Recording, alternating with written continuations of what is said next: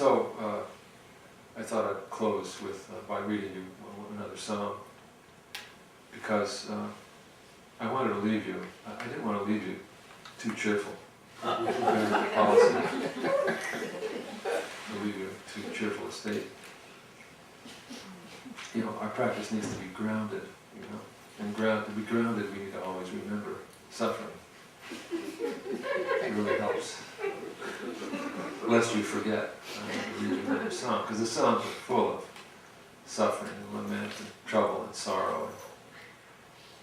In fact, every possible human, this is the thing about the psalms, every possible human emotion are included in the psalms. Joy, ecstasy, despair, depression, horror, paranoia, especially paranoia, a lot of paranoia in the psalms.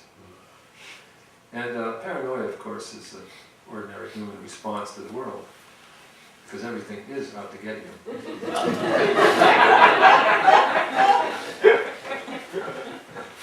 And everything that you eat is bad for you. Did you know that? Don't eat anything, it's bad for you. But then not eating anything would also be bad for you. In fact, life is bad for you. It's a terminal disease after all. Right? So this psalm is full of paranoia. And sometimes I think the paranoia is the paranoia of, you know, other people who are so incredibly troublesome. Aren't they? The things that they do to us. They're so unreasonable. Don't they realize we just need what we need, you know? What's the matter with them? So they're so troublesome. But sometimes I think it is other people that's being referred to, but sometimes I think the other people might actually be the other people inside of our mind, you know, that are possibly just as or even more troublesome than those other guys. So the Psalms, they're beautiful because they express the full catastrophe.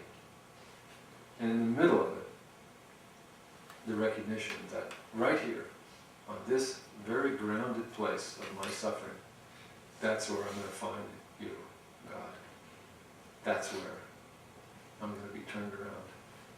Not by denying it, not by trying desperately to cover it up with meditation or something like that, but right there, where it's the worst, that's where I find God. So, this is Psalm 31, and I'll stop here.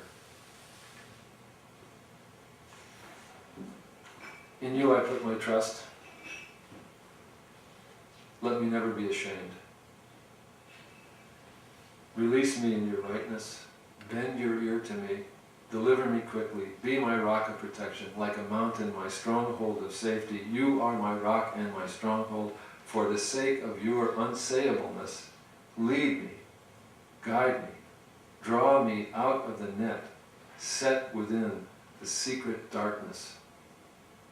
For you are my protection. I put my soul in your hands and hold it fast in your truth. From those that depend on deceit, I hasten away, trusting indeed in you. I will gladly rejoice in your kindness, because you have seen my misery and have not turned your face away. You have known the distress of my soul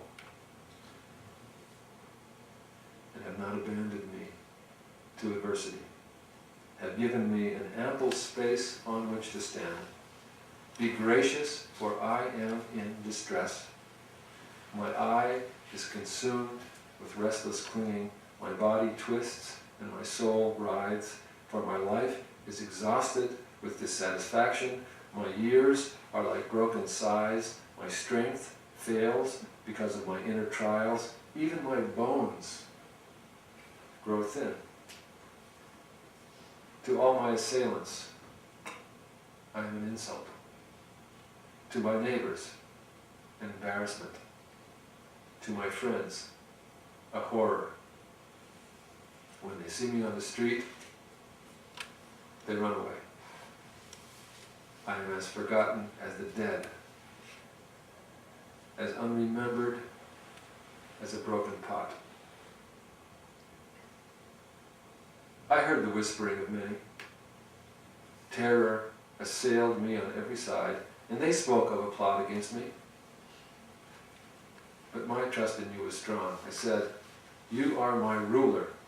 In your hand is my destiny. Deliver me from their hands. Snatch me away from those who wish me harm. Shine the light of your eye on me, and save me through your kindness. Do not let me be put to shame, unworthy and out of your sight. For I have called out to you with these words.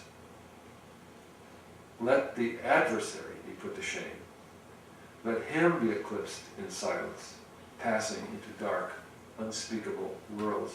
Let the lying lips be stilled that speak harsh words against the faithful with pride and contempt. Oh, how great is your goodness, which you have treasured up for the faithful, which you use on behalf of those who trust you.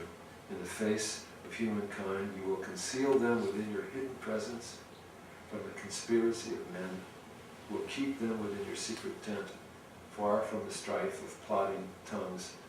Blessed are you who have soothed me with kindness in the midst of a contentious world. In my despair, I cried that I was cut off from you, and you heard my words when they were voiced. You preserve the love and trust of the faithful and give recompense to the presumptions of the proud. All you whose hope is in God, be strong and of good cheer.